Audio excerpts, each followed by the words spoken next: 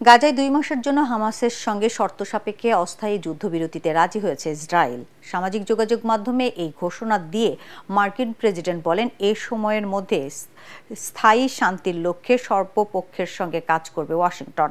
তবে স্থায়ী যুদ্ধবিরতির নিশ্চয়তা ছাড়া কোনো চুক্তিতে রাজি নয় হামাস। এদিকে যুদ্ধবিরতি হলেও তা বাস্তবায়ন নিয়ে গতবারের মতোই সংশয়ে গাজাবাসী। ফারহিন ইসলাম টুম্পার রিপোর্ট।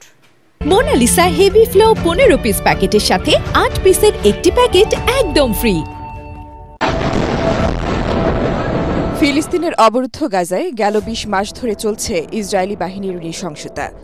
হামলা বন্ধে জাতিসংঘ সহ আন্তর্জাতিক কোনো সংস্থার কথায় কান দিচ্ছে না ইসরায়েল। তবে এবার ইসরায়েলের পরম বন্ধু মার্কিন প্রেসিডেন্ট ডোনাল্ড ট্রাম্পের শান্তি প্রতিষ্ঠার উদ্যোগে সাড়া দিয়েছে নেতানিয়াহু সরকার। গাজায় 60 দিনের জন্য অস্থায়ী যুদ্ধবিরতি চুক্তি করতে প্রয়োজনীয় শর্তে ইসরায়েল রাজি হয়েছে বলে জানিয়েছেন প্রেসিডেন্ট ডোনাল্ড ট্রাম্প। ট্রুথ সোশ্যালে তিনি জানান, যুদ্ধের অবসান ঘটাতে সব পক্ষের সাথে কাজ করবেন তারা। হামাসও চুক্তিটি মেনে নেবে বলে আশা তার। গাজায় স্থায়ী শান্তি ফেরাতে নিরলসভাবে কাজ করায় কাতার ও মিশরকেও ধন্যবাদ জানান ট্রাম্প। চুক্তিটি বাস্তবায়িত হলে বন্দি বিনিময়, গাজার পুনর্গঠন এবং দীর্ঘস্থায়ী শান্তির পথ আরও প্রসারিত হবে বলে মনে করেন। দীর্ঘদিন ধরেই হামাস স্থায়ী যুদ্ধবিরতি ও গাজা থেকে ইসরায়েলি বাহিনী সম্পূর্ণ প্রত্যাহারের দাবি জানিয়ে আসছে। তাই ট্রাম্পের নতুন যুদ্ধবিরতি প্রস্তাবের শর্ত হামাস মানবে কিনা তা স্পষ্ট নয়। এদিকে যুদ্ধবিরতি এবং বন্দি বিনিময় চুক্তির আলোচনা দ্রুত এগিয়ে না নিলে গাজাকে ধুলোয় মিশিয়ে দেওয়ার হুমকি দিয়েছে ইসরায়েল। অন্যদিকে ওমান ও মিশরের আশা দ্রুত যুদ্ধবিরতি কার্যকর হবে। অবশ্যই দুপক্ষকে দ্রুত সিদ্ধান্ত নিতে হবে। 60 দিনের শান্তি চুক্তিতে পৌঁছানোর এই সুযোগ পরবর্তীতে শান্তি বজায় রাখতে আলোচনার ভালো সুযোগ তৈরি করবে।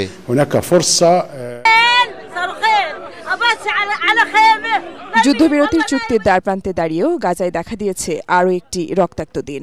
উত্তর ও দক্ষিণ গাজায় ইসরায়েলের হামলায় প্রাণ গেছে আরও কমপক্ষে 109 ফিলিস্তিনির। এর মধ্যে গাজা হিউম্যানিটেরিয়ান ফাউন্ডেশন পরিচালিত খাদ্য সহায়তা কেন্দ্রে গুলিতে মারা যান 16 জন। তবে যুদ্ধবিরতি চুক্তির কাছাকাছি পৌঁছানোর খবরে স্বস্তি নয়, বরং গভীর সংশয় কাজ করছে ফিলিস্তিনিদের মাঝে। এর আগে এক দফা যুদ্ধবিরতি হলেও তা ভেঙে গত মার্চ থেকে সামরিক অভিযান শুরু করে ইসরায়েল। যুদ্ধ শুরুর পর থেকে তারা আমাদের এ ধরনের প্রতিশ্রুতি দিয়ে আসছে, জিম্মিদের মুক্তি দিন, আমরা যুদ্ধ বন্ধ করব। এখানে 2 বছরের বেশি সময় ধরে যুদ্ধ চলছে। আমরা যুদ্ধবিরতির কথা শুনছি। যুদ্ধবিরতির চুক্তি সম্পন্ন হওয়ার পরও আমরা আবার যুদ্ধে ফিরে এসেছি।